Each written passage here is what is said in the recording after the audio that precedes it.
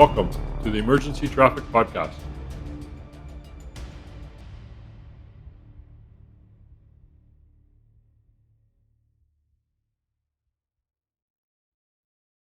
Welcome to the Emergency Traffic Podcast, where we talk about firefighter and paramedic line of duty deaths to learn from these tragic events and potentially prevent them from happening in the future.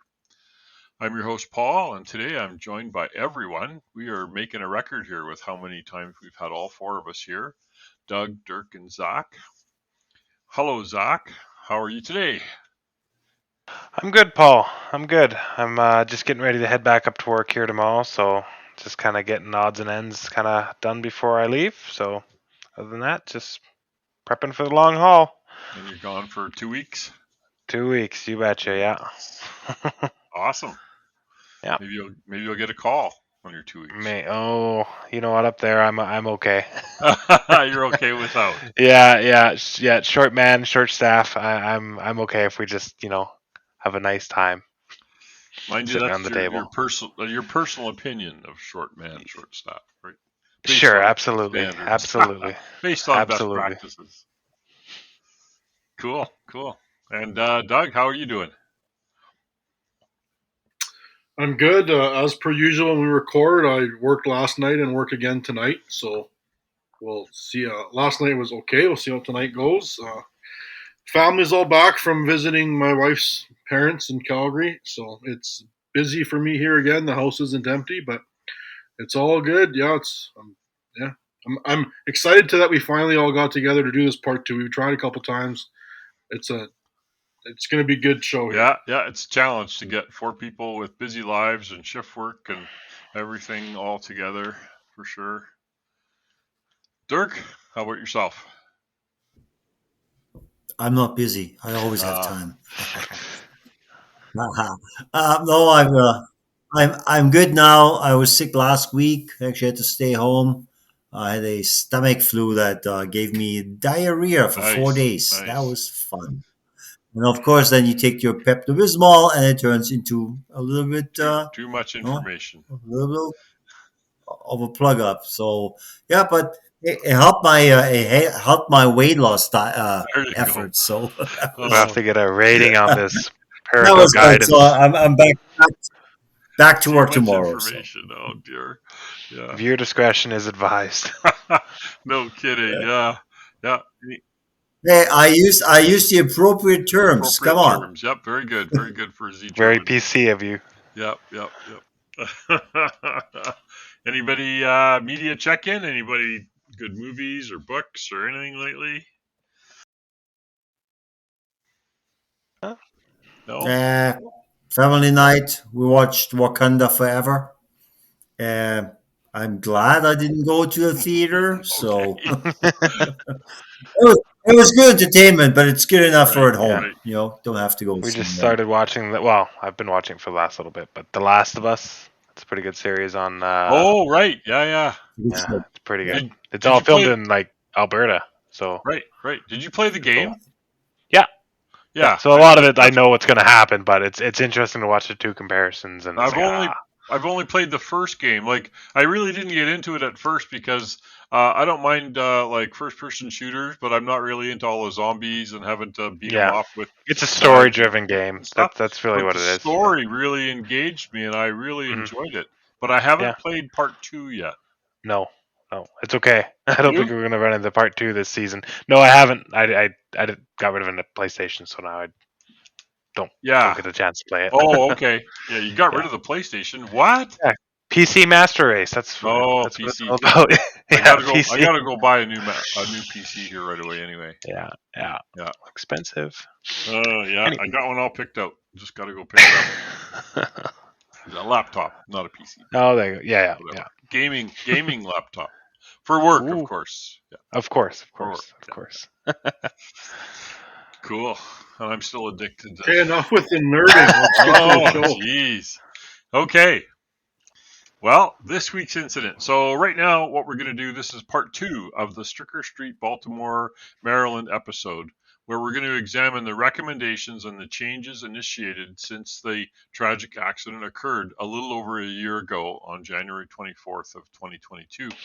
All this information has come from the internal investigation that the Baltimore Fire Department did to investigate this incident, and they came out with quite a few sound recommendations, and so we're going to explore those. So if you haven't listened to part one, go listen to part one first, and then come back and listen to this one. Part one will be published soon.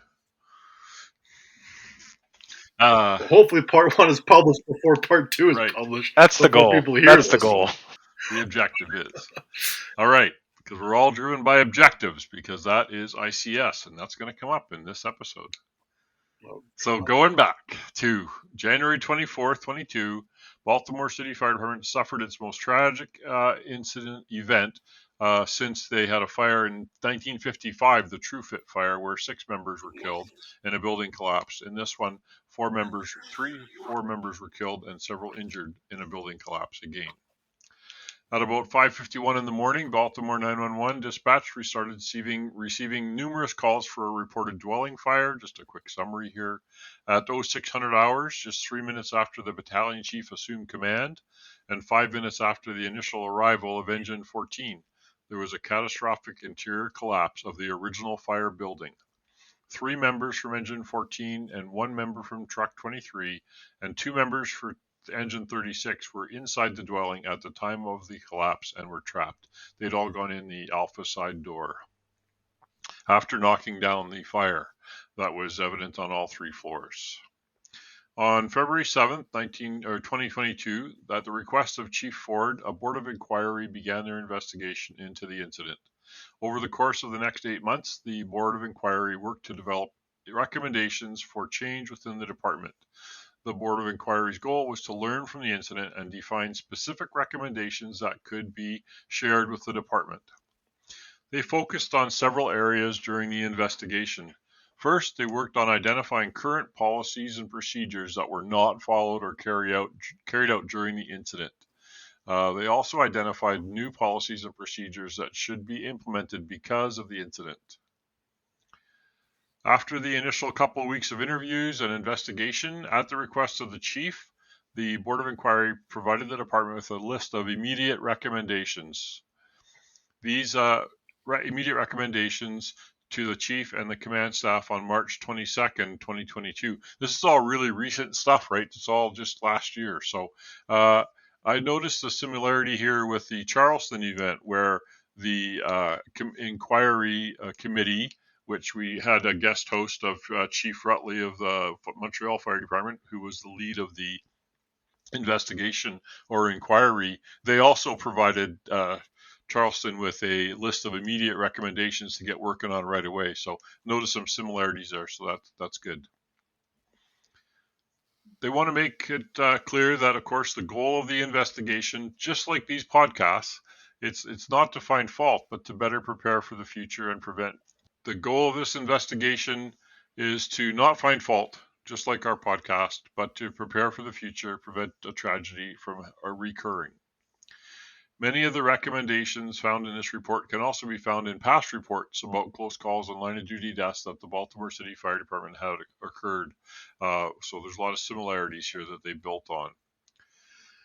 They created the following work groups to assist in assessing, planning, and implementing many of the recommendations. They wanted a work group to look at the after-action review specifically, the technology and communications, how the Special Operations Command worked during this event, the manual procedure and what's needed to be improved in the manual procedure.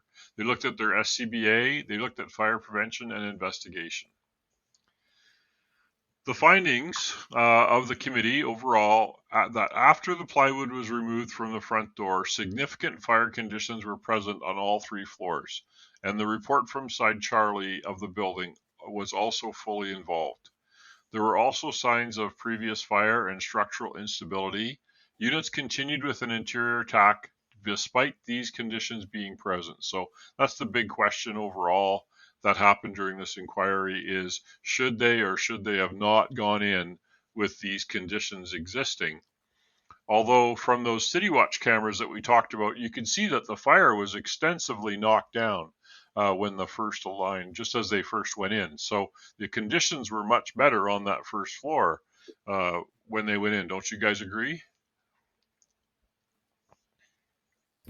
Yeah, it was definitely improvement according to the videos. And of course, if they would have entered, this whole thing could have been prevented. My question would have been there was a part of this building that was already collapsed. So these buildings, obviously, after they were burning a couple times, the structural integrity is pretty compromised. So the question is, as you said, Paul, like, did they have to go in after it was fully involved? And we know that parts of the building already collapsed as a result of a fire. So But the sure, building beside, which is attached, Bick Rawl, was occupied. So although the end unit had collapsed years ago, the second and third units had both had fires and damage. The fourth unit was occupied. They pull up. What do you do, right? And I know Doug and I have had a few debates about, well, that's our job. We got to go in. We got to make sure it's empty. We can't just go by the fact that there's plywood on the door, that it's empty. There was just a rescue somewhere yesterday. Where was it? Doug, Houston, Buffalo, somewhere where they went into a vacant building and they found a person. I'm not sure if they found him. I think he was deceased, but it can happen, right? The other thing, like I always say when it comes to do you go in a vacant building or not, is a vacant building doesn't have any gas to it, doesn't have any power to it. So why'd the fire Right, start? It doesn't just right, start like some house fires do with shitty wiring or right. something. Somebody had to be in there to start a fire.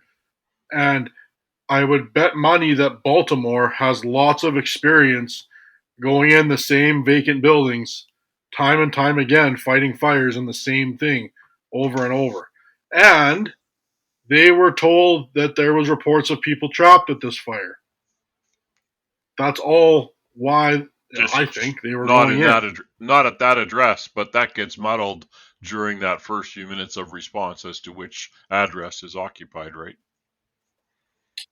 Yeah. That's what you keep harping on. What I read out of the report is a caller reported people were trapped. Later, a different caller said people were in a different building. But that there's still confusion of if there's people in this Yep. building.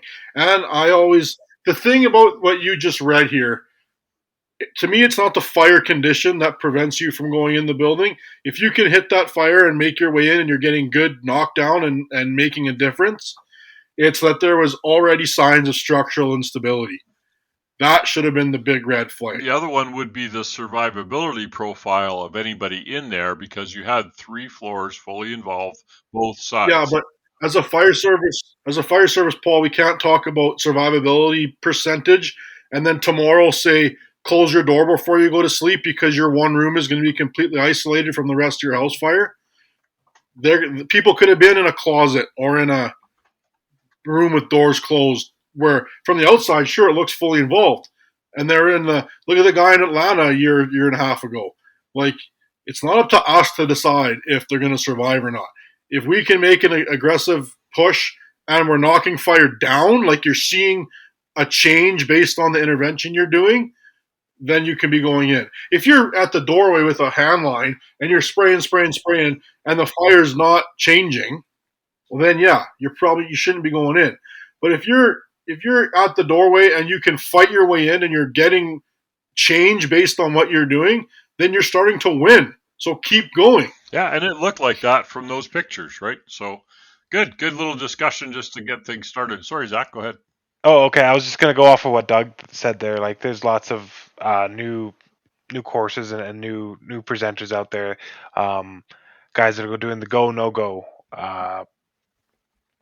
courses, I guess, or presentations now, right?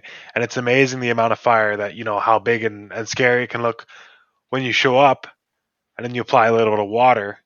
And that's when you make your decision. Is like, am I actually winning? Just like Doug said, you apply Yep. water. Am I going to win this?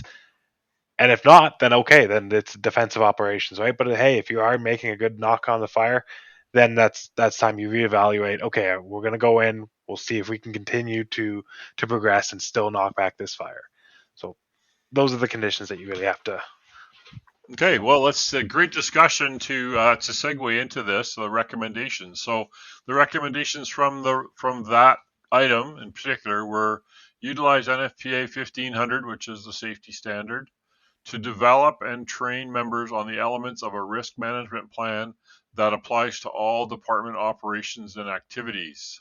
The same with also the U.S. Fire Academy risk management practices in the fire service training that was developed in 2018 as an additional reference to development of plans.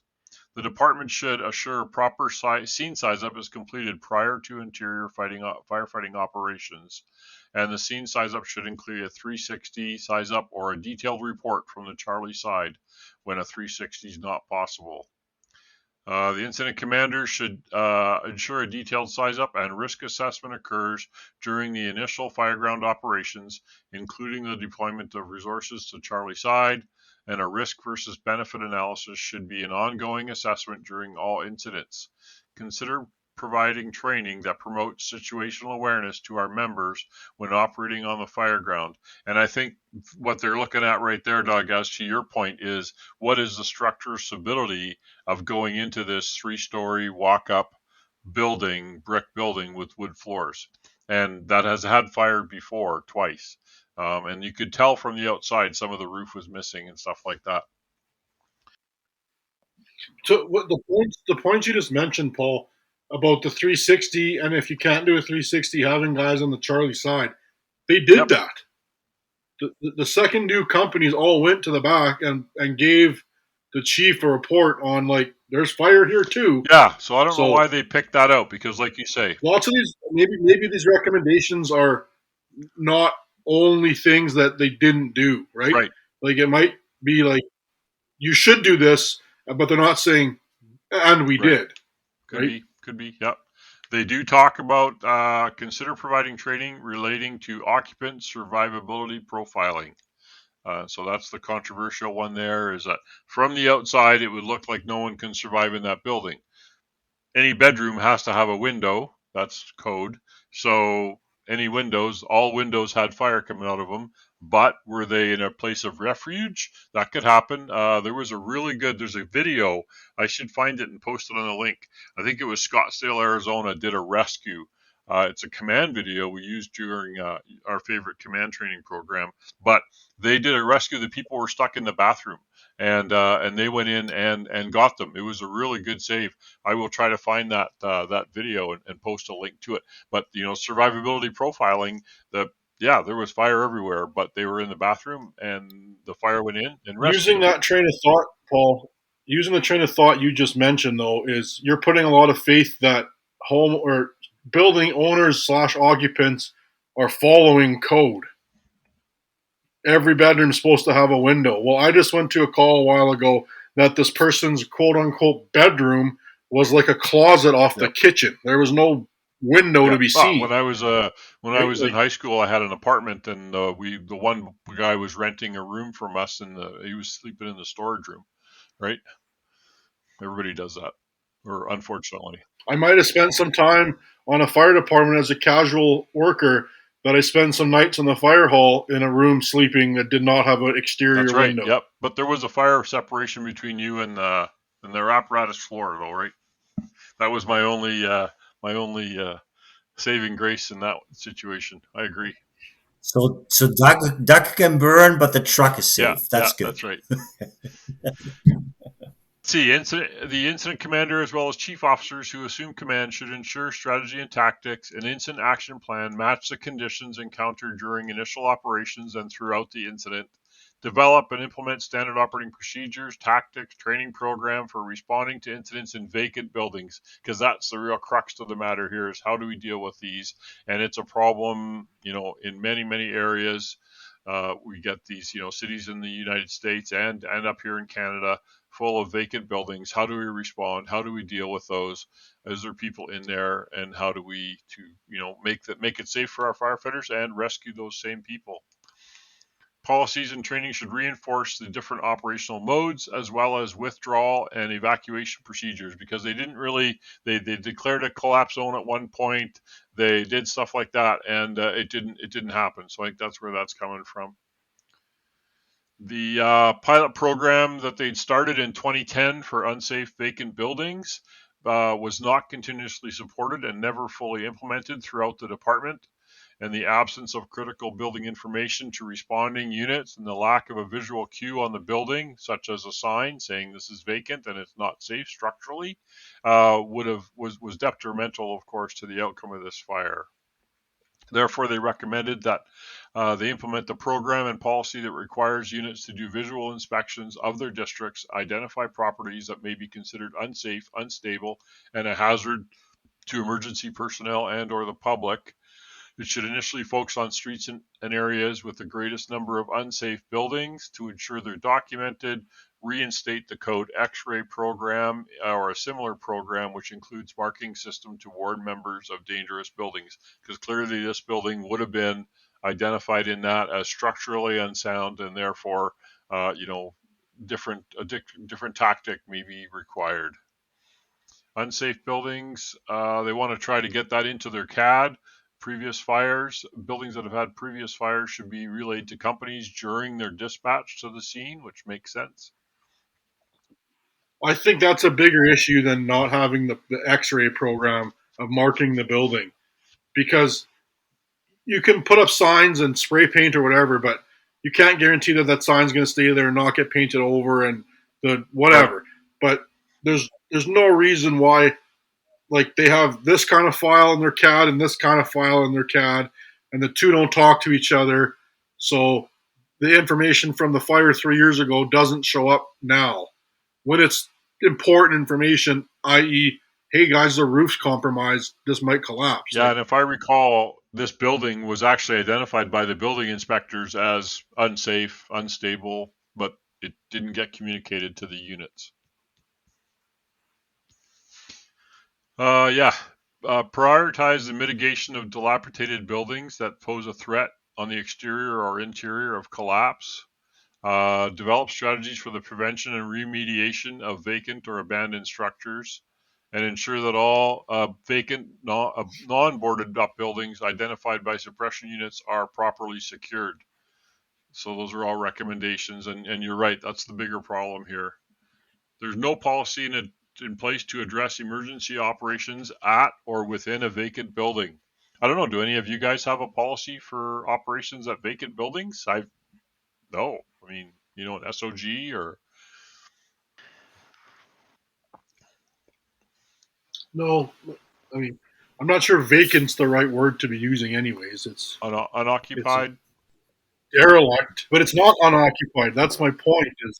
Is there's people in there. It's not the taxpayer that's in there, but somebody's in there. Yeah, nobody that pays taxes for the house or for the property. That's probably it. But I don't think we have specific SOPs or SOGs in dealing with these. It's really up to us to drive through your neighborhood and your first do and check these buildings out and basically do a 360 before you actually go there, because we know at least here, if there's a vacant building or a boarded up building, it will burn at some point. It's just a matter It's of when, not if. when, not. Yep, yep. They recommend, ensure vacant buildings, all members are identified, reported, and marked. They should provide the fire communications with the corrected incident address during the initial briefing report. So there was confusion over the address when they arrived, and that did not get passed back to dispatch as to which address was actually on fire, which would have maybe helped getting more information if they had access to it. They say in order to allow the proper premise information to be viewed by the operating units. Incident Command Technician, we've seen this one before. Battalion Chief 3 was stated in his interviews that he was task saturated and unable to read the mobile data terminal for any additional comments while responding to the incident because he was driving. He also did not utilize a tactical worksheet or command board because he was just too busy. For a significant period, he attempted to manage the suppression efforts, rescue operation, and maintain accountability without any assistance and exceeding the span of control as recommended by ICS and various other recommendations, NFPA, etc. During interviews, Battalion Chief 3 reported feeling overwhelmed. He knew he was missing radio transmissions from people, and he had a difficult time organizing the incident. In fact, the captain that was just before they went in couldn't get on the radio and couldn't get a hold of him, and he walked down to tell him that the insides look bad and we should withdraw. And that message didn't happen quick enough. The commander was just going to key the mic to ask for an evacuation when the collapse occurred. A single command cannot effectively perform all the tasks associated with incident command management, especially initially. Formulating an action plan, tracking initial incident progress, and accountability of units were key factors that they identified there.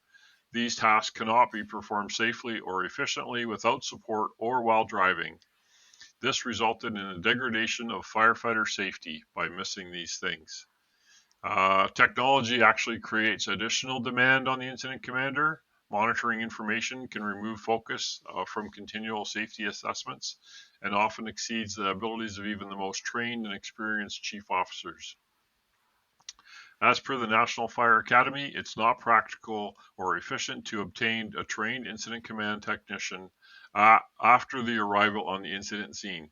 Unseen firefighters are untrained and, more importantly, inexperienced. Their involvement in such tasks, such as accountability, while well-intentioned, cannot always be trusted upon. The recommendations were provide a dedicated and assigned incident command technician to battalion chiefs. NFPA Standard 1710 states supervisory chief officers shall have staff aides deployed to them for the purposes of incident management. Ensure that immediate resource in the form of a dedicated incident command technician is assigned to respond and arrive with the incident commander to initiate command support activities. We've seen this in many, many reports, and it's been identified in many systems, many departments after significant events like this is when they actually get, the famous chief's aide, right? And what does the chief's aide do? And it's such an expensive waste of resources in many administrations' eyes. But when the rubber hits the road and you're in an incident like this, that aid is invaluable. I'd be interested to know how many fire departments of size, whatever size you want to use, have chief's aides or incident command technicians or whatever. Like, thinking of Canada off the top of my head, I can think of one. I think Saskatoon had them, but I don't know of others. I know Phoenix didn't have them back in the 90s or whatever. That's the whole blue card command thing. I think it was after the Brett Tarver incident that they decided to add aides to their chiefs. And then, like, what do you do as the fire chief when you want chief's aides and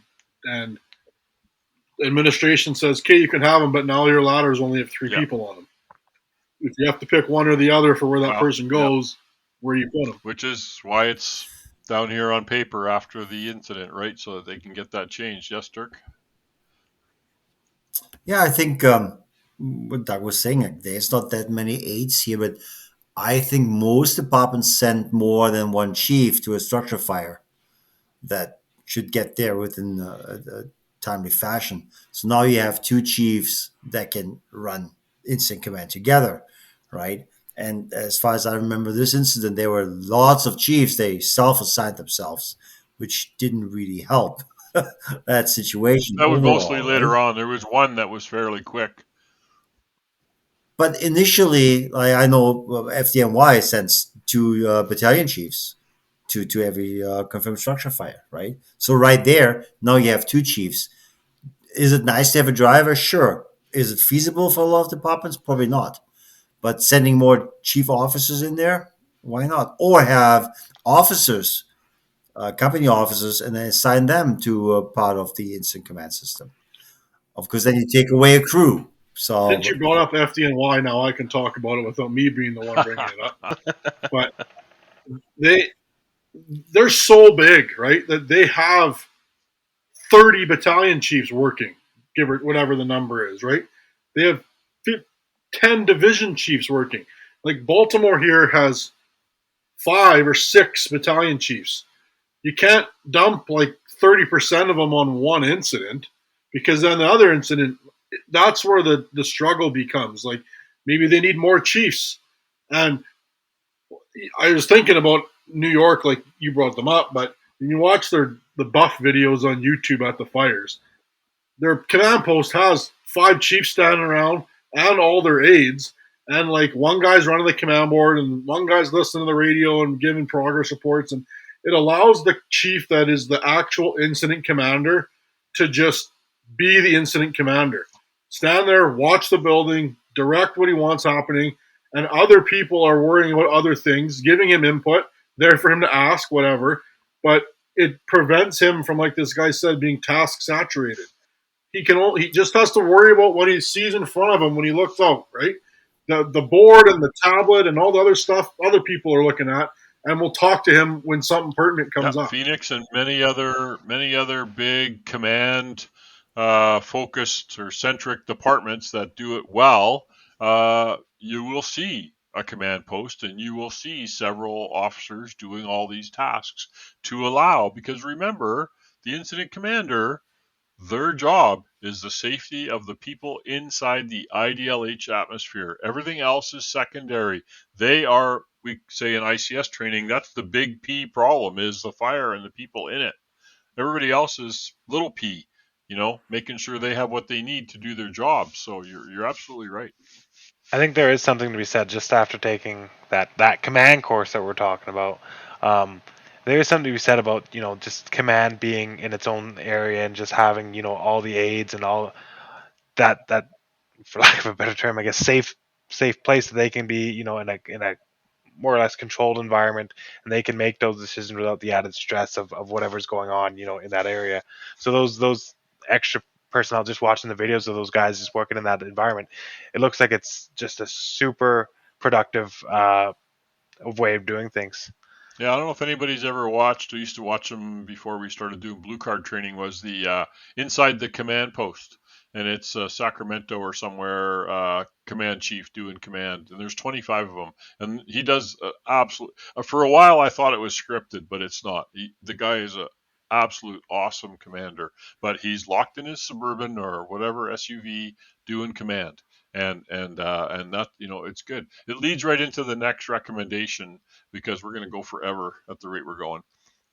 Incident command system was not utilized to its full potential, leading to confusion regarding priorities, objectives, and leadership responsibilities.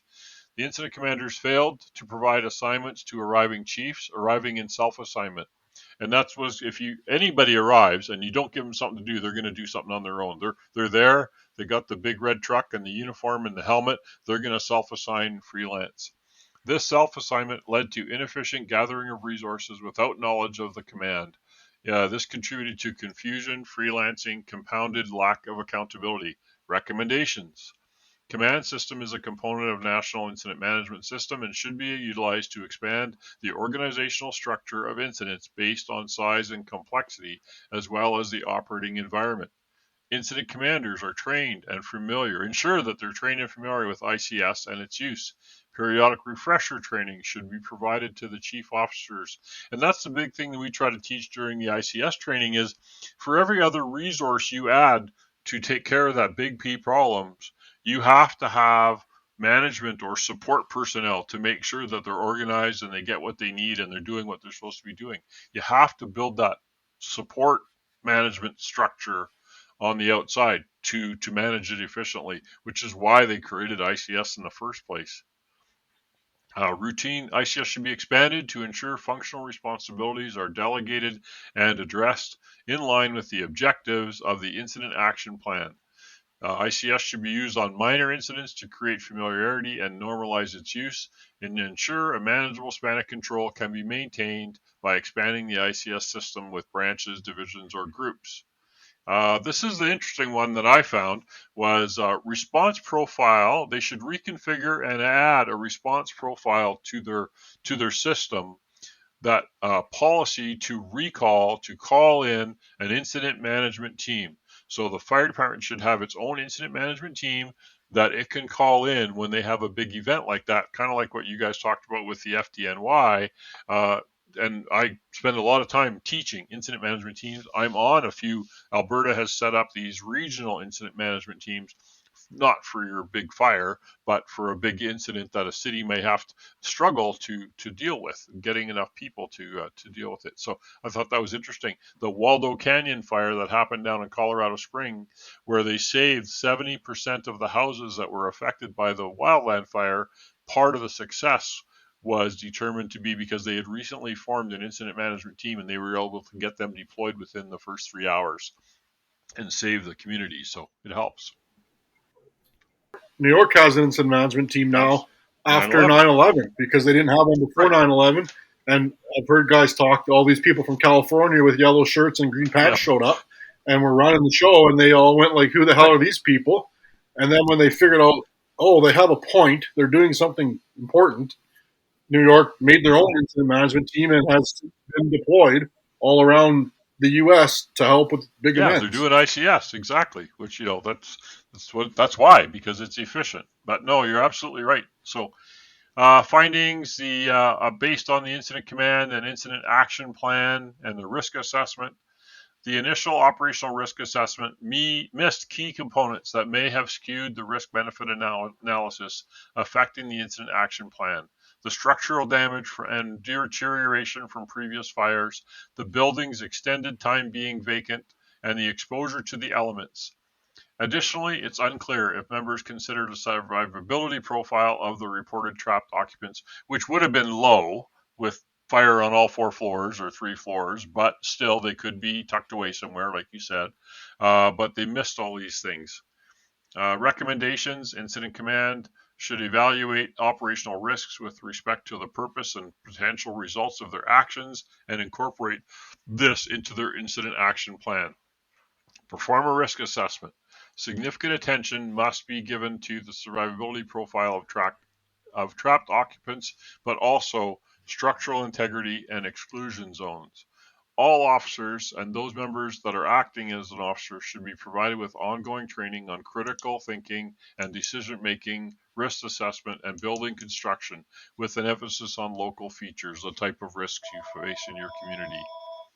All chief officers, including the command staff, should receive specific training to their duties uh, and response strategy and incident decision making using simulations. So, whoever that happens to be, whatever program that use simulations. That's how we train military personnel. Why don't we do that with firefighters? Incident Command Post. Stationary expandable Incident Command Post was not established. Several senior officers, including the Incident Commander and the Operations Section Chief, operated in and around the hot zone, including the collapse zone. Incident Commander must establish and maintain an Incident Command Post outside of the structure to assign companies, etc. The command post should be in the cold zone and should be placed to establish a presence and provide visibility as per NFPA 1561. Incident Command. Incident Commander should have the ability to monitor 3 radios at the fixed command post as per 1561. Following existing procedures by establishing and identifying fixed command post location as per their own policy. So they didn't follow their policy there. They actually called the incident command post but didn't move to it. Incident Commander, his or her designee, should always be present at the command post. Mobile command boards should be provided to battalion chiefs and CAR 5. Training should be provided to utilize mobile command boards and or the new tactical like tablet command and stuff or other good tools that can be used. We were starting to experiment with them in Clearwater. Dirk. Yeah, I find it kind of amusing that the incident commander should have the ability to monitor 3 radios, because I think I mentioned this in part one, and I'm not sure which one of you guys, but kind of bashing me. Is like that's impossible. You can't listen to 3 radios at the same time. Now they want them to listen to 3 radios and operate a no laptop or whatever. So uh, I know some chiefs that have a tough time operating one radio, so Yeah, I'm not sure where that Incident Command University is that teaches you multitasking like that. I think in that sense, if I have to monitor three radios, I need at least an yeah, eight you definitely at the definitely bare need an aid. minimum. I used Right? to run two radios quite often, but yeah, three, I don't know. That'd be tough. And yeah, you're gonna miss something. That's where the aid comes in. Absolutely. Good point. Or you just properly sector things off as well, right? So that way you only Yeah, have four uh, people ever reporting to you on one channel. exactly. So Yep, which is ICS, sector things off. Now remember for ICS, Zach, divisions, groups, or branches, no sectors. Anyway, just teasing you. Establish unified command when incident complexity indicates the need to interact with multi-agency, because they didn't establish unified command. They had all kinds of agencies there reporting with them. Lack of unified command. Partners, individuals from partner agencies were attempting to lead specific rescue and recovery operations and provide direction of technical nature with unknown credentials. So, establish command with multi agency or jurisdictional units. Ensure that a senior member of cooperating agencies report to the command post and fully understands the IAP. Ensure operational boundaries are communicated to assisting agencies. Opportunities for command personnel from partnering agencies need to meet and train before the incident for better organization on actual incidents. This was a problem in the Elliott Lake Mall fire. This was a problem in many instances. This was a problem in New York City during 9/11, where they had multiple agencies not working in unified command and actually, sort of fighting against each other in what they were doing operationally, not having objectives and IEP that everybody agrees on. Communications, they did not use talk groups on the radios to relieve congestion. There were 9 radio transmissions at 0608 hours, 5 subscriber rejects in 1 minute on Fireground 1 because everybody was on Fireground 1. Follow existing procedures. They already had procedures to assign incident operations to different talk groups. Establish policies that the Fire Communications Bureau monitoring important traffic such as PARs, verifying that the correct units are answering versus the identifiers that come up on their screens, right? Provide chief officers with additional radios so they can monitor talk groups in compliance with 1561. Command post includes radio capability to monitor and communicate with assigned talk groups. Mayday Chief. It was determined that the initial interior rescue operation on Division 1 was unorganized. The lack of command designated supervisor assigned to the interior created confusion over the operational rescue plan. The absence of strong interior command presence led to a lack of accountability and increased risk taking during this highly emotional and dangerous rescue operation. Orders to reduce manpower or calls to evacuate were ignored, which contributed to reduced member safety. Interior Division access was at times unregulated at both Side Alpha and Charlie, uncontrolled flow of member both in and out of the structure, which further degraded accountability. If they would have had another emergency during the emergency, it would have been not good. Pretty tough to limit the amount of. It's pretty tough to limit the amount of people in there when you're actively digging out down firefighters. There was no control. There was no one managing it. That's the problem. I know. I'm just saying, like, I can really picture in the real world, like, the crew shows up and okay, we're here to help dig, and some chief saying, no, there's only 10 people allowed in there. I mean, I can imagine what that crew is going to say to that chief. Worcester was different. Worcester, they were not actively rescuing people. No, but they were actively trying to get their brothers out. So, yeah. And the chief stood in front of the door and said, no, you have to do that. Is that they weren't actively rescuing people.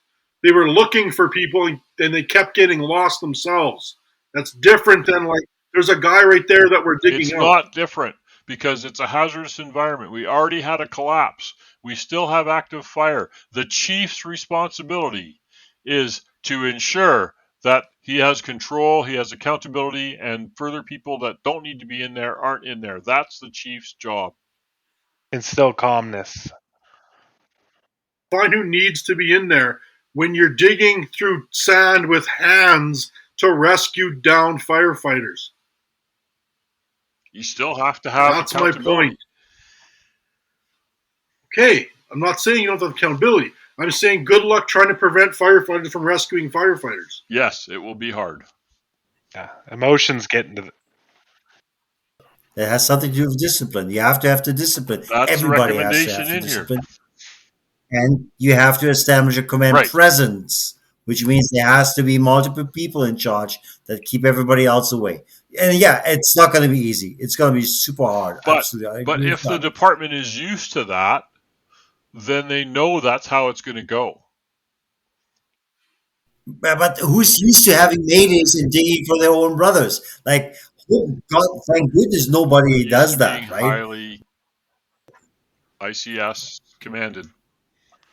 yeah. I still think though you add emotion into it, Oh yeah. like happened here. It doesn't like I don't know. I shouldn't say it doesn't matter, but you add that in, it's going to be hard to harness that in, even for the guy that's in command. Like you got to.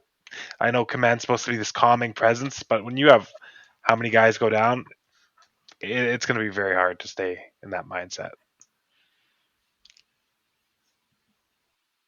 Yep. I mean, it's going to be tough. Absolutely. Which why you want training and simulations, and you want to control the manager span of control, so that your commanders don't feel overwhelmed, right? And the guys feel like they're being used productively.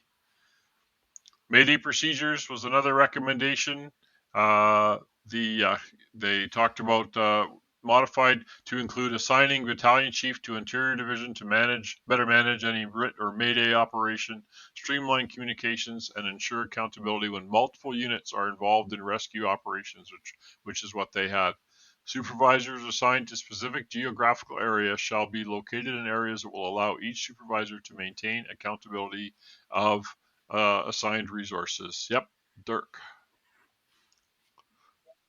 See, I was thinking about this, and I know in the FDNY, I think that's the only department where I've seen actually chiefs being on the interior, having the presence on the inside of the structure. I've never seen this anywhere else. Usually, the chiefs are outside, and then yeah, they have their sector, but it's basically defined by their radio in their hand, but not being actively inside a structure.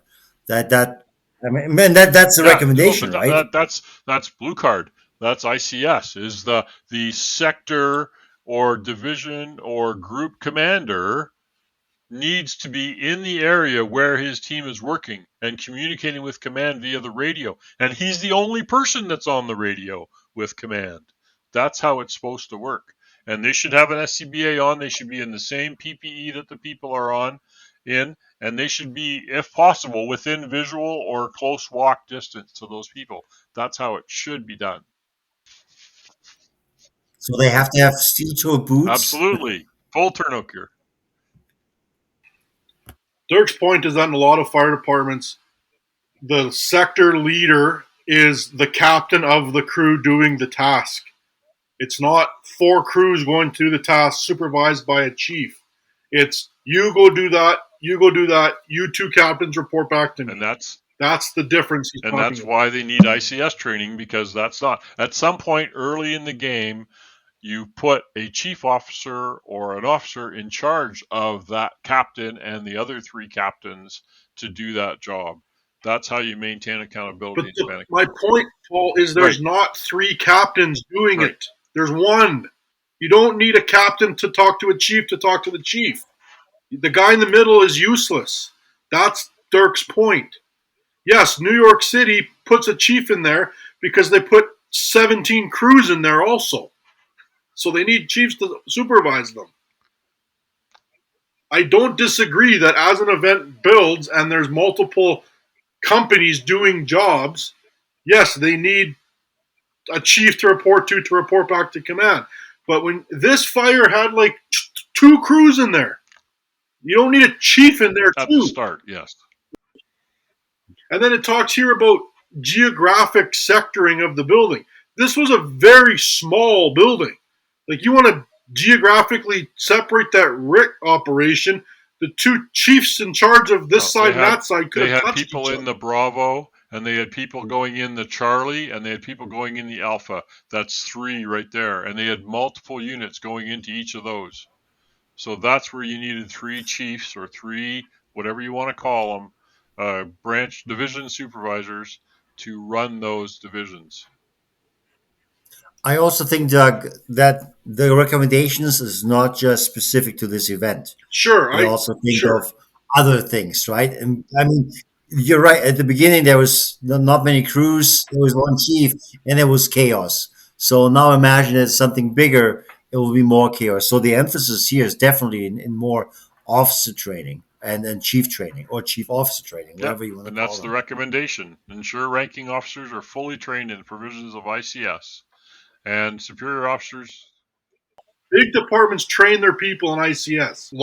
All these big departments train their people in the incident command But you got to structure. do it. You got to do it over and over. You have to do simulations to make sure that people don't lose. It's a perishable skill. Command. You're never going to ever simulate this event to the point You of simulate. doing it. If you do the same procedures all the time, then it's adaptable to every event that happens. Yes, this is going to be the worst ever event, barring a terrorist attack or something like that. But if you do it this way all the time, then the chances are the guys will do it well because they've trained on it. What the recommendations are saying is that they're not training on it enough. They're not doing refresher training. They're not using simulations to make it work when it's a bad day. The whole point of Phoenix's command system or the Blue Card command system or whatever New York uses and other cities use, that's the whole point. Practice makes perfect if you do it every day. When superior officers assume an advisory role, they must resist the urge to give orders and make radio transmissions that would be misinterpreted by those on scene as coming from command because they had other people talking on the radio, right?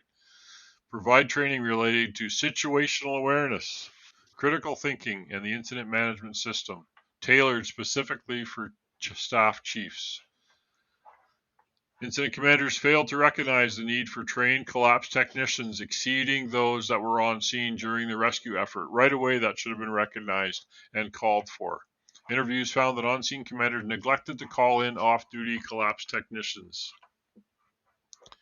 This need could have been satisfied by requesting mutual aid early in the incident. Failure to recognize the needs reduced options for building stabilization and limited the operational depth as no relief could be provided for the on-scene collapse technicians. Recognize the need for specialized disciplines was the recommendation and the possibility of limited resources available internally. So rely on your mutual aid partners is basically what they're saying.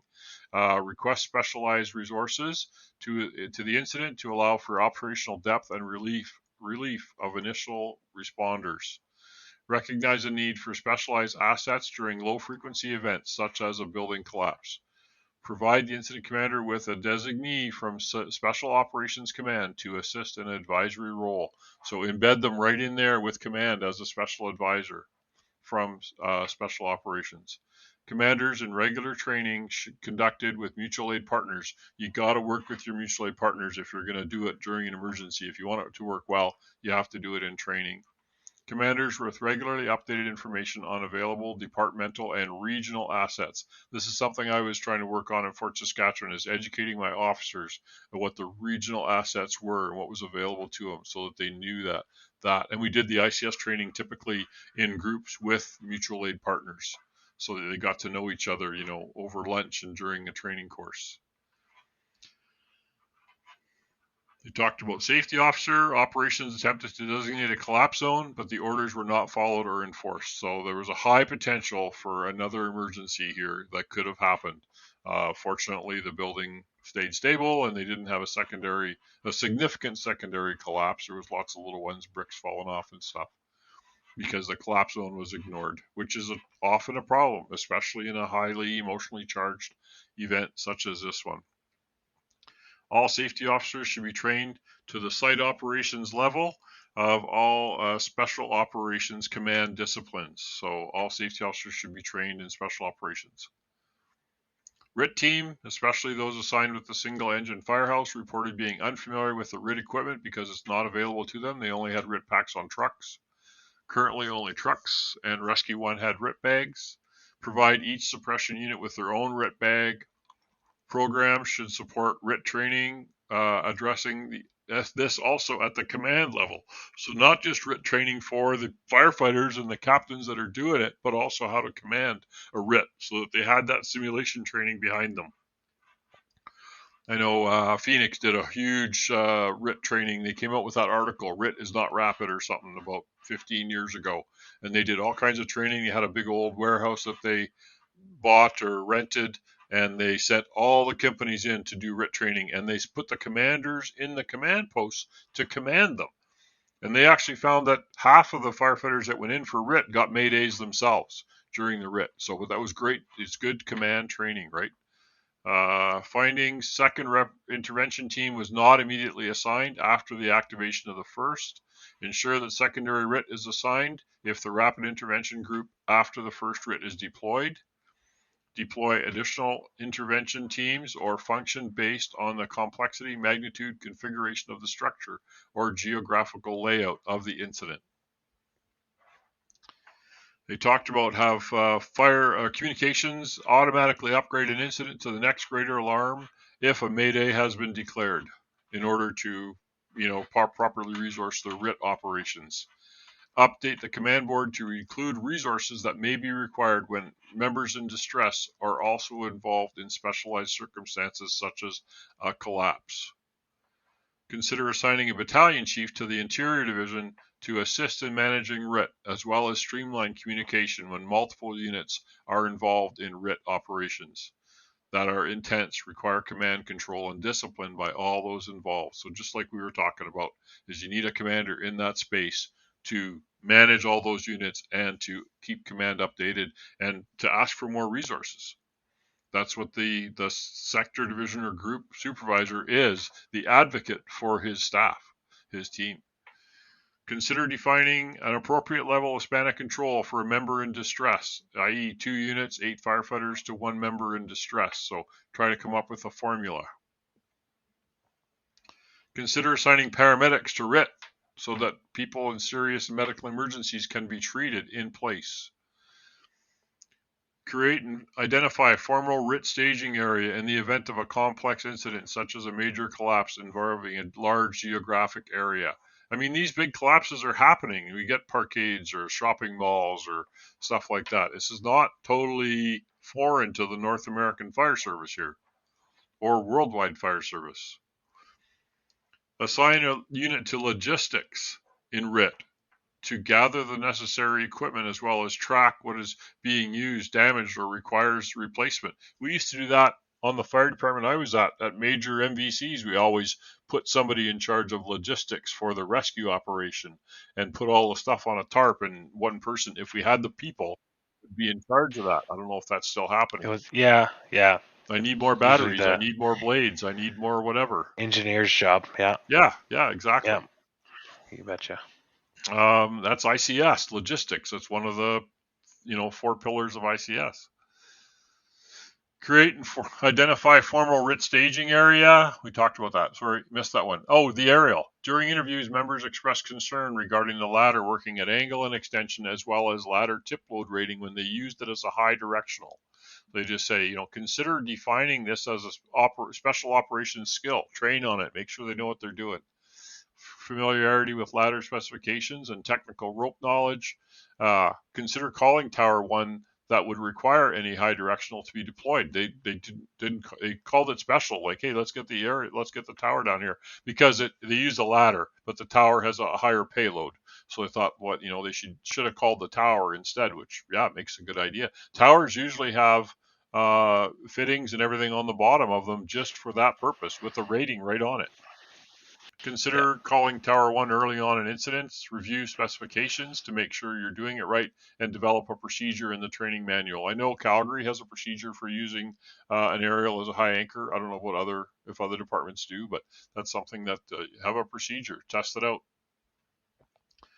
Equipment compatibility with different types of battery-operated tool was a problem. They found that the search camera was unavailable, that it was available, was not properly maintained, and didn't work. It wasn't ready.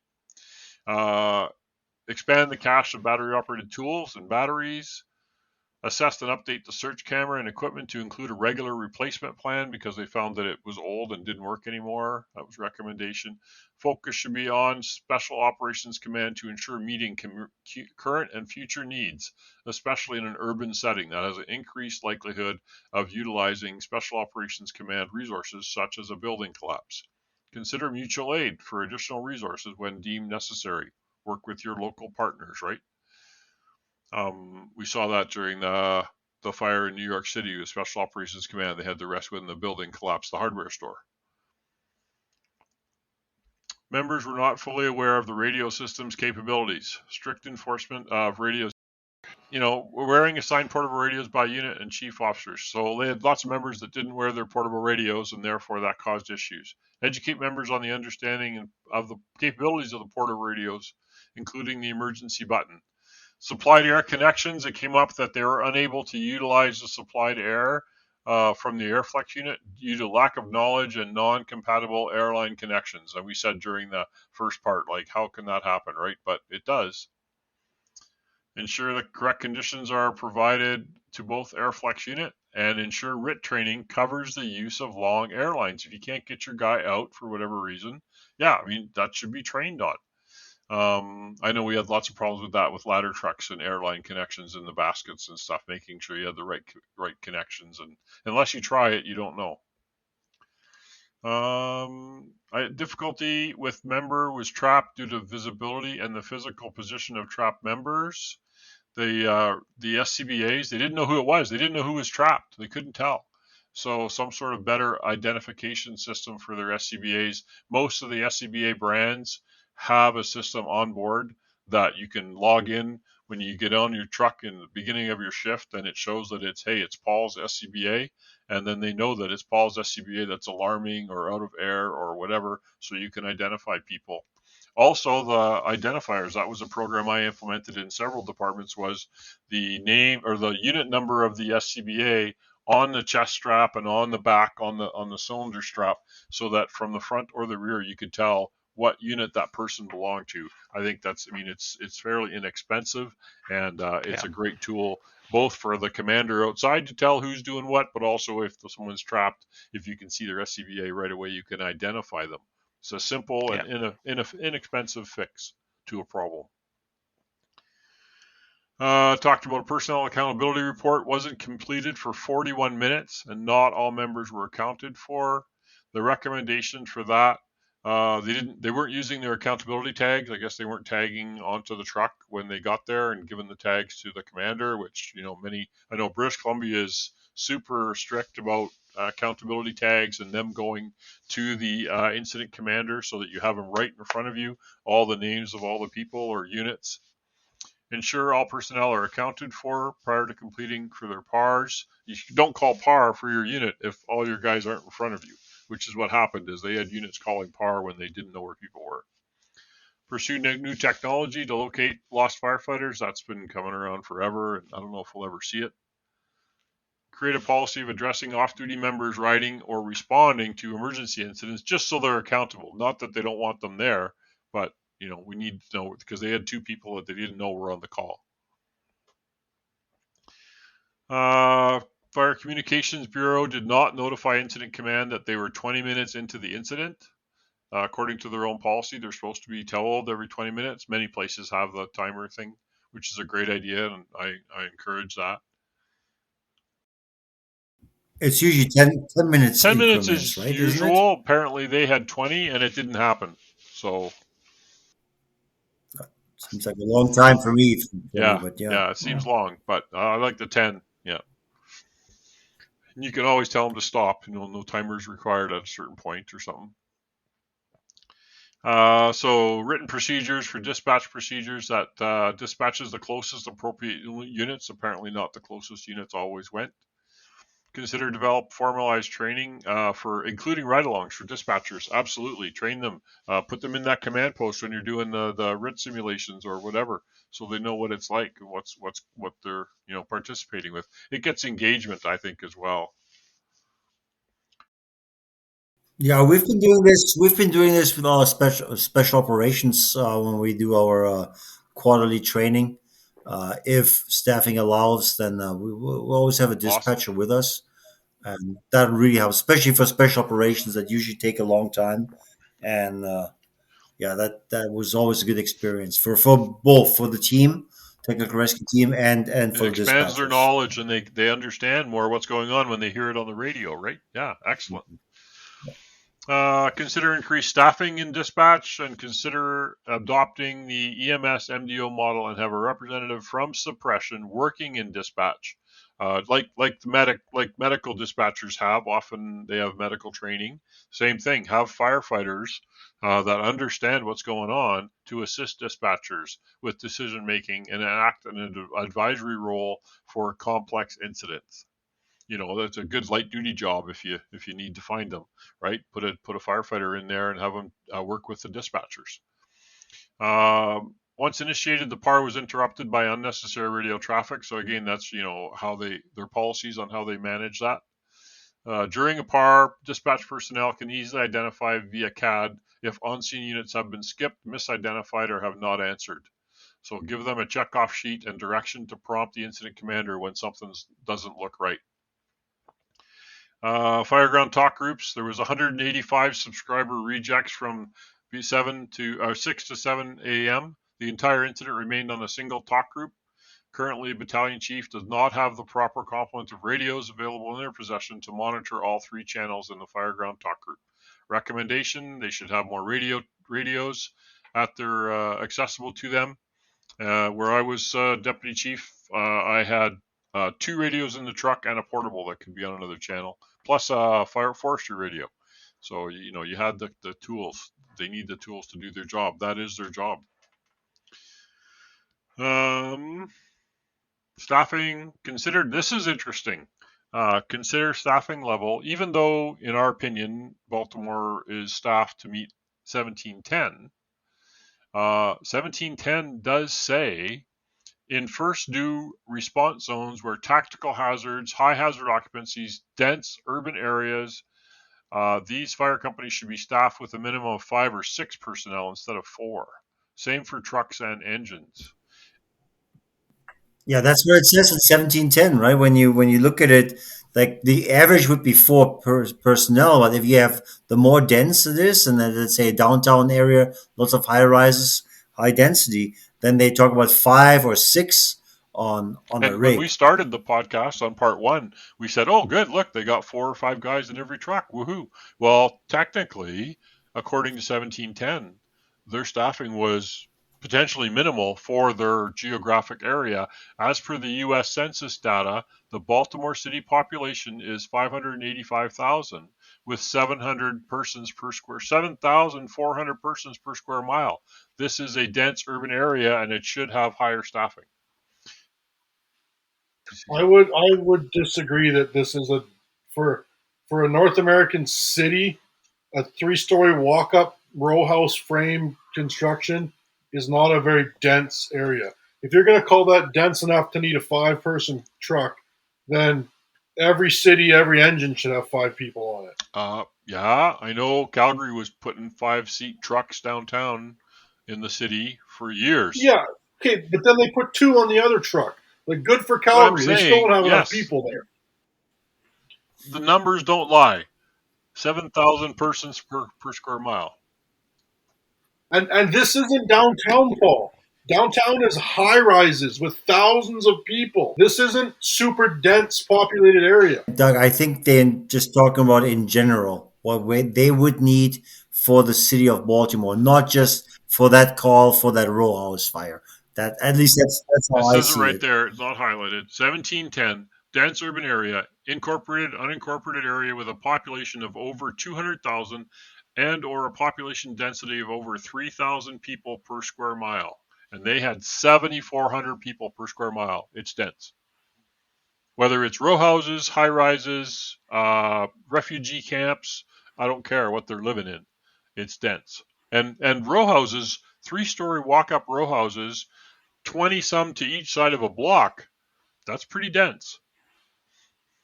But, but Paul, you're going by what the census says the whole city has. There could be parts of Baltimore that have 10,000 people per square mile, and parts of Baltimore that have 1,000 people per square mile. The companies that responded to this incident might not have been in a what NFPA considers high dense area. I don't know what this neighborhood's density is. My point is a 3-story walk up with row frame housing in East Coast United States, in in Edmonton or Calgary or Toronto or Vancouver, is not a dense area. Sure, downtown with 40-story high-rise condos that have 1,000 people in a one building is a dense area that you should use this argument that you need another guy on the truck. I don't think this incident was an overly dense area. No, and that's what I'm saying. This incident not, but they are thinking about broader. What caused this incident? So let's think about it. But because for this incident, you want more people inside the structure. If I have a six or 7 man engine crew, and now I have 5 or 6 guys inside the collapse zone, that wouldn't have helped here at all. I don't think for this incident, Doug, that the more manpower or staffing would have helped. But in general, they figure they need more staffing, which I Anyway, think the is committee great. recommended following 1710, and the report points out that they didn't. So, Special Operations Command, Chief of Special Operations did not arrive on scene for an hour after the collapse.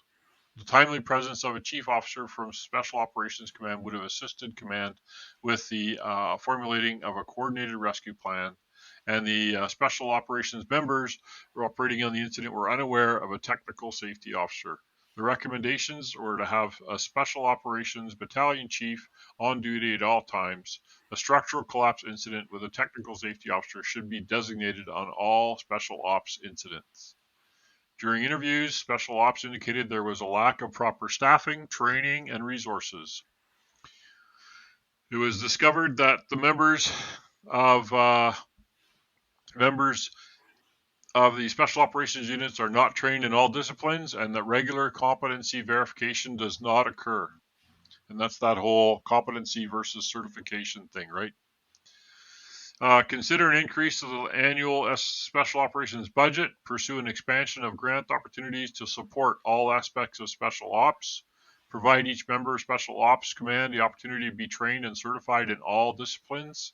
Annual refresher courses, and Special Ops personnel should be trained to a considered specified technical level. A technician, basically. All safety officers should also participate in regularly scheduled Special Ops training. Several indicators related to building construction. They want training in building construction because several indicators related to building construction could have been used during the initial size up to alert members of the hazards. We talked about this before. There was existing cornice damage, there was exposed burning floor joists, and multiple burning floors. All members, especially commanders, are trained to understand the collapse hazards of the various types of building constructions found in the city, especially influence inherent building performance, unique row house variations, spectral collapse, and defensive operations with dilapidated previous fire conditions are encountered. Battalion trainings. The department needs to do more operations related training. The battalion training is only scheduled for Sundays. Therefore, under the current schedule, shifts may go weeks with any formal battalion level training. Revise the daily activities to reflect the 24-hour shift model and ensure battalion training is being performed more frequently. Provide formalized training materials to ensure the content is consistent and accurate across the department. Thermal imager training. They did use the thermal imager, which was awesome, by Truck 10. Expand the Fire Academy's training related to thermal imaging. Consider thermal imaging training as an annual topic. Professional development findings. Chief officers receive minimal training and development following promotions. Chief officers report that they have not received formal training pertaining to the chief officer position.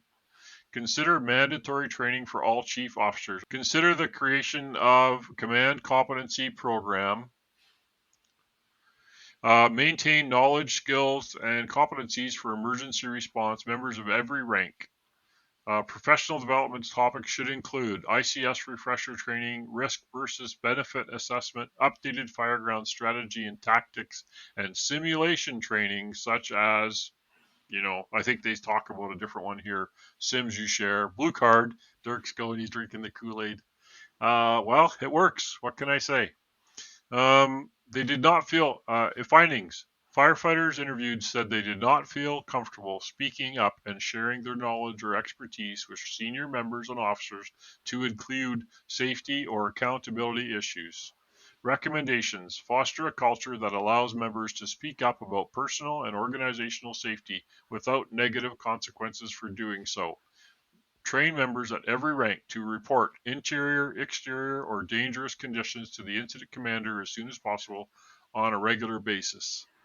Regarding culture, they recommend to define an advocate for cultural change within the department related to safety while maintaining an aggressive approach to incident mitigation. Incorporate leadership, management, supervision, accountability, and personal responsibility into the push for cultural change. So the report goes into quite a bit of detail here on this since but that was a big thing, was changing the culture. So since the incident, the day of the report came out or after the chief resigned, since the incident, with the assistance of the immediate recommendations provided by the investigation, the department started creating policies, revising procedures, and adding equipment, introducing new training and personnel support. Just prior to the incident, they had actually changed their dispatch procedure, which only alerted units with a single dispatch message. Shortly after the incident, they went back on this based on the feedback from this inquiry and the officer development program. They reinstituted the original dispatch procedure of alerting units twice on all responses. So I don't know if somebody didn't get the call or something. I'm not sure where this came from. But anyway, that was an immediate thing that they instituted. Department requested the Bureau of Investigation to draft a policy regarding operational procedures in vacant buildings. This to provide a guideline to firefighting personnel for improved size up and decision making when faced with a fire in a vacant structure. So these are immediate actions they took within a few weeks of the incident, which is good. The accountability unit, which is a new policy aimed at providing the incident commander with increased operational support. So this is how they're trying to get a command technician. We're going to split the crew of this additional engine reporting to the incident command, and the second to go to the Charlie division, the rear, as extra eyes and ears, I guess. It's the Board of Inquiry's opinion that while well-intentioned, the sixth engine policy does not address the root problems associated with incident command and accountability on the fireground. The Bureau of Investigation agrees with the research performed at the National Fire Academy that supports the fact that it's not practical or efficient to obtain a trained incident command technician after arrival at the incident scene. On-scene firefighters are untrained or inexperienced. Their involvement in tasks such as accountability, while well-intentioned, cannot be trusted. Simulations, including a sixth engine for accountability, performed at the Baltimore City Fire District Academy since Stricker Street, have further supported this research. So just grabbing some guys from an engine, they say, is not acceptable. They need command technicians, and I don't disagree with them that that's something that they need to have. Getting it done is. I'd be a little like, how long does it take your sixth engine to get there to start doing your accountability? Like, in my part of my city, the sixth engine is like a decent right, exactly. drive away. Yeah, good point. So and they proved that in simulations that it didn't work. So There has been, I mean, the precedent has been set years and years ago, like 20 years ago, where every rig does their own accountability. If I send somebody in, the guys that go interior, they leave the tag with the pump operator. And then you assign an accountability officer, chief, whatever. And all you have to do is go to the rigs and collect the tags, and then you have them, you know who's in. This is been 20 done years that old. since It's we just, had little tags. When the first department I was on, we had ear tags from cows that they rode on with a yeah. felt And pen. no, the publics go away from it because nothing Yeah, happened. Oh, right. we didn't need it in the Yeah. last 20 years till you need it, right? And that I think that's the problem. We've had things in place, but because nothing ever happened, either because of budget or laziness or whatever you want to call it, there's just we don't do it anymore, right? So I think every once in a while, the department just has to step back and reevaluate what are we doing, and then using maybe our podcast to come up with recommendations. And it's always the safety. I mean, it's to make our work safer and to be able to help people in a safe manner. That's why we're doing this. And yeah, we have to go back sometimes. Go back Yeah. to the old days or Some old stuff ways. works. It's simple, right? Yeah, it's simple. Yeah, They talked yeah. beginning in February of 22, so a month after the event, Special Operations entered a transitional leadership that reformed previous doctrine. So somebody changed, different leader. The newly assigned Chief of Special Ops focused the organizational structure, staffing, training, response parameters, profiles, and logistics, as well as research and development.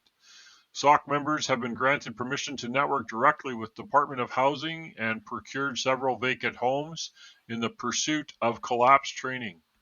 20 SOC members are slated to attend Virginia Beach Task Force 2 FEMA Structural Collapse Technician course and the Advanced Interior Structural Collapse Simulation Lab located at TX, Texas A&M, which disaster city, that's what they should be doing.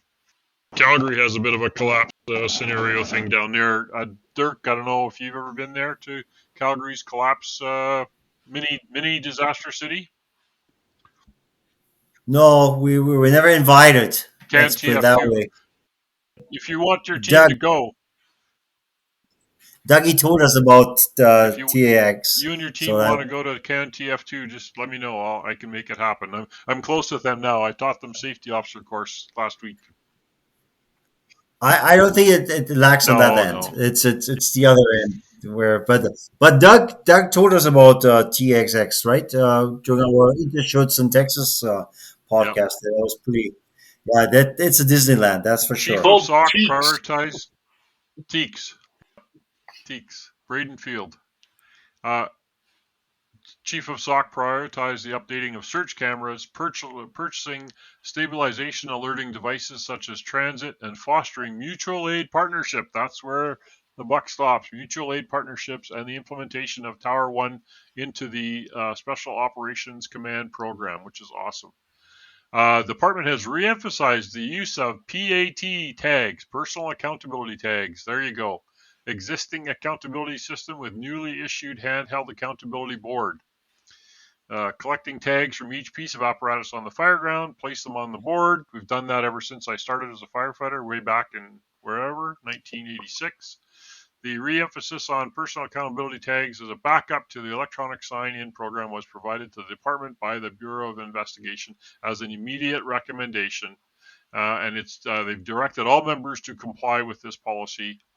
It is the opinion of the Bureau of Investigation that a greater emphasis should be placed on the utilization of accountability technology that the department already owns but has not implemented. Rapid Intervention Task Force.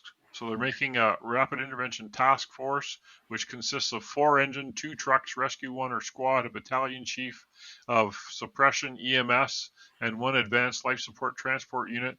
Additionally, they're making a policy that these will be in addition to the original assigned rapid intervention team. So automatically dispatches if there's a mayday. Mayday policy was revised to add additional procedures for members in distress, action by the incident commander and communications bureau. All firefighting positions have been assigned another pass device separate from their SCBA. Saskatchewan was doing this for wildland fires when the SCBA's got integrated with pass alarms. They really missed having pass alarms on people in case somebody goes down. You can hear that someone's immobile. So it's interesting that this came out of the recommendations. Initial round of fire department leadership program was hosted by the Baltimore Fire Academy in development prior to and at the time of the Stricker Street incident. all-encompassing overview of leadership, operations, administration, communications, and logistics. The overall arching goal of the program is to improve officer performance, both administrative efficiency and operational decision making. So that was already in process when this happened. So they knew somebody had identified before that there was a lacking in their command training and simulations and stuff, and they were building their own simulations using Sims You Share command simulation software, which is great. Build your own. Why not?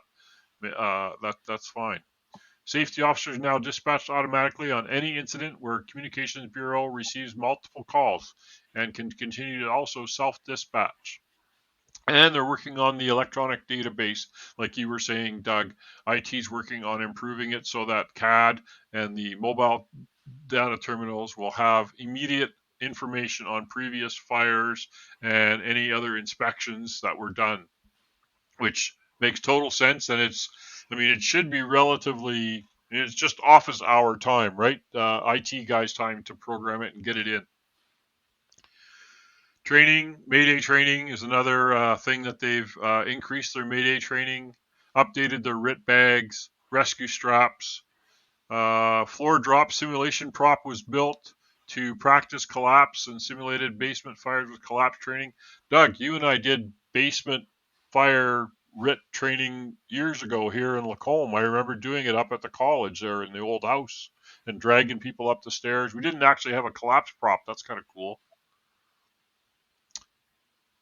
Just to wrap this up, one of the contributing factors moving forward can be influenced by society. Communities expect highly trained specialists to respond quickly and perform dangerous tasks.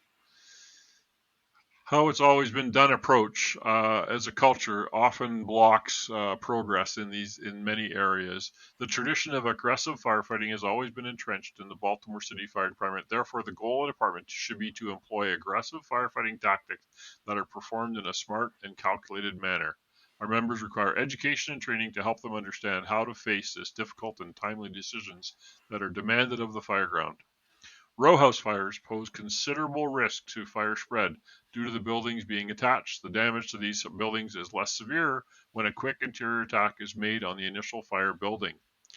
The approach to a vacant structure fire must be well calculated, organized, and managed with good strategy and tactics. It must also include the possibility of entrapment. As per Baltimore City Fire Department Office of the Fire Marshals, 50% of the fire deaths in 2021 occurred in illegally occupied vacant houses. See, Paul, that's what we are saying. Vacant doesn't mean there's nobody in there, right?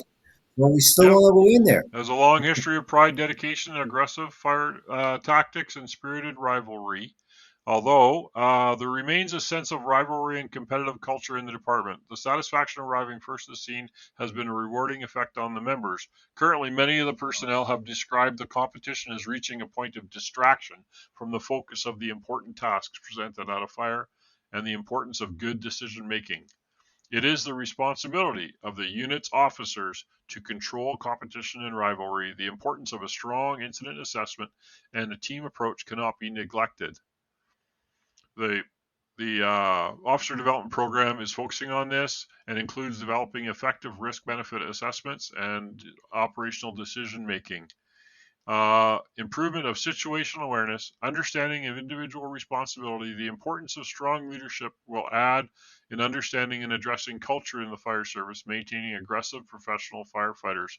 There was one other thing that I didn't mention here, I guess I didn't highlight it, but I wanted to, is they actually took thoughts on the fact that many of these houses that are attached to vacant houses or that either have people living in them like renters or squatters, is to them, if they lose everything that they had, it's a big problem that these people are then either homeless or they're homeless with less stuff, which is a big reason why the department is so aggressive at fighting these vacant building fires or down neglected neighborhood fires, which it's a fact. And so I thought I was in here and I forgot to highlight it, but it really hit me as something that was important that you don't normally consider, is that like these guys don't have insurance. These guys can't help themselves up if they lose their possessions because their house or the house next door goes down in flames. No, that's why they're so aggressive. We've seen this in Detroit, where there's so many vacant buildings, but there's occupied right next door. So you have to be aggressive to knock that fire down, so that there's not another house that becomes vacant because the people have to move out, right? And that's kind of the pride I see in this. Like, you're fast, you're aggressive, you put out the fire to prevent the spread and prevent from people from being homeless, Yeah, right? here it is. One would ask the question, why risk anything to protect a building? The decision to enter a structure is one of the critical moments guiding the direction of a firefighting incident. Many tactical decisions are based on this defining moment. In low income settings, much of it, if not all of the occupant's possessions, are contained in the home. They rarely have the funds to purchase insurance and protect their possessions. Therefore, the mindset of the department's members is a long standing tradition to preserve as much of these possessions as possible. In many instances, the most effective way of protecting the spread of a fire is the interior attack, especially with row house fires. So I just thought that was really well. I love it. I absolutely love it. They put the people and their property Right, right, first, despite that they right. lost three people. I mean, they still want to be aggressive. They still want to serve the public. They just want to be more diligent when it Well, comes to it training, adds, yeah, prevent exactly, these and things, command right? and all that kind of stuff. But it adds another dimension, right? My house catches fire. Like, okay, well, as long as Paul and they're out, and if they get the pets and the passports and the pictures, who cares about the rest, right? I mean, it is, whereas for low income families, it's totally different. So I like that.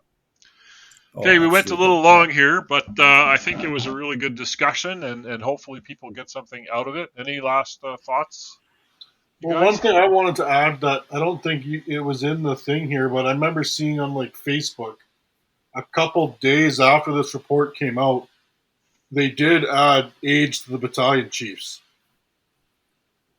Oh, So okay, it's not I don't in know if here. they Yeah, yeah, canceled the sixth yeah. engine thing, or if it's in addition to that. But they put all the battalion chiefs got a captain as their aides. Good, awesome, yeah. So that's good to hear. And I see the chief resigned after Right. the inquiry finished the report. So it's that kind of, I don't want to be part of the change, or is that kind of like, you know what, it's partially my responsibility. Yeah, yeah. I'm not sure. I've So never heard we- any what reasons, but yeah. cool. Thank you all for listening to another emergency traffic podcast. We really appreciate your interest, and we hope that you find these interesting and informative. Give us a like, a star, a thumbs up on the app you use to listen to us. These mean a lot to us, and they help the algorithms for people to learn about our podcast. You can follow us on Twitter at Twitter Podcast Traffic, or our Facebook page, the Emergency Traffic Podcast, and Instagram. You can email us at the Emergency Traffic Podcast at gmail.com. Stay Yeah, All safe. see right. you at the big one. Thanks.